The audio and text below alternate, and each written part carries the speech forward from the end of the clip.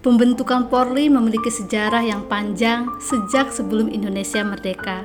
Istilah Bayangkara yang kini melekat pada kepolisian sebenarnya ada sejak zaman Kerajaan Majapahit. Saat itu, Pati Gajah Mada membentuk pasukan elit yang bertujuan melindungi raja dan singgasananya dan juga rakyat jelata. Ya, pasukan elit itu bernama Bayangkara. Dan apakah polisi zaman sekarang akan memainkan perannya sebagai pasukan elit Majapahit yang dominan melindungi raja-raja ketimbang rakyat jelata? Tentu itu adalah pandangan yang sangat subjektif, dan narasi seperti ini tidak boleh berkembang di masyarakat karena citra polisi kini makin baik. Terbukti dengan kasus yang sedang viral sekarang, yaitu kasus Brigadir Joshua dan Irjen Verdi Sambo yang ditangani dengan sangat transparan. Entah transparan karena sudah viral atau karena memang mereka sudah diperintah langsung oleh sang raja untuk membuka semua dan tidak ada yang ditutup-tutupi. Entahlah, kita tidak tahu. Tapi saya sendiri meyakini polisi kita saat ini sudah baik. Dan yang pasti kita harus optimis bahwa polisi kita punya integritas agar penegakan hukum di negeri ini juga bisa berjalan sebagaimana mestinya.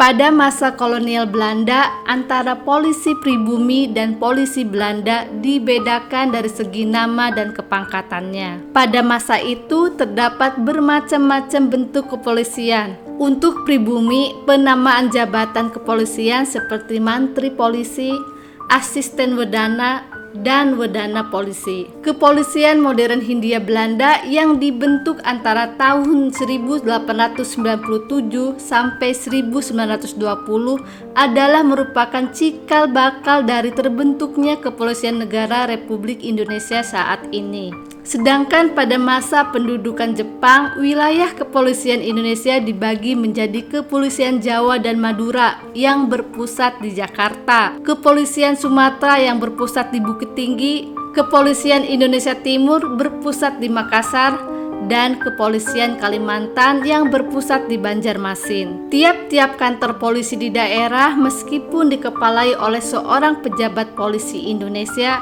selalu didampingi oleh pejabat Jepang yang disebut Shidokan, yang dalam praktiknya lebih berkuasa dari kepala polisi itu sendiri. Periode awal kemerdekaan pada 19 Agustus tahun 1945 dibentuklah Badan Kepolisian Negara oleh Panitia Persiapan Kemerdekaan Indonesia, dan Presiden Soekarno melantik Raden Said Sukanto di Atmojo menjadi Kepala Kepolisian Negara yang pertama.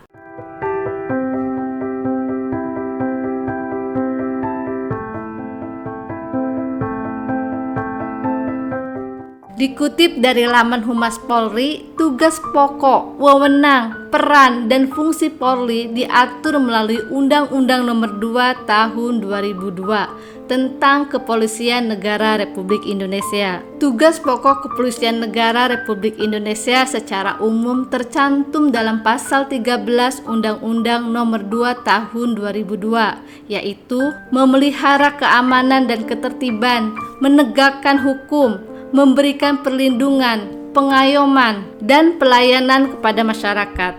Sedangkan dari sisi pangkat polisi, punya banyak jenis kepangkatan yang mungkin tidak banyak diketahui masyarakat. Pangkat adalah tingkat kedudukan yang mencerminkan peran, fungsi, dan kemampuan serta keabsahan wewenang dan tanggung jawab dalam penugasan. Kepangkatan polisi diatur dalam Peraturan Kapolri Nomor 3 Tahun 2016. Golongan pangkat polisi secara umum terdiri dari 3 tingkatan, yaitu perwira, bintara, dan tamtama. Khusus pada jenjang perwira terdiri dari perwira tinggi, perwira menengah, dan perwira pertama. Berikut adalah urutan pangkat polisi di Indonesia hingga lambangnya.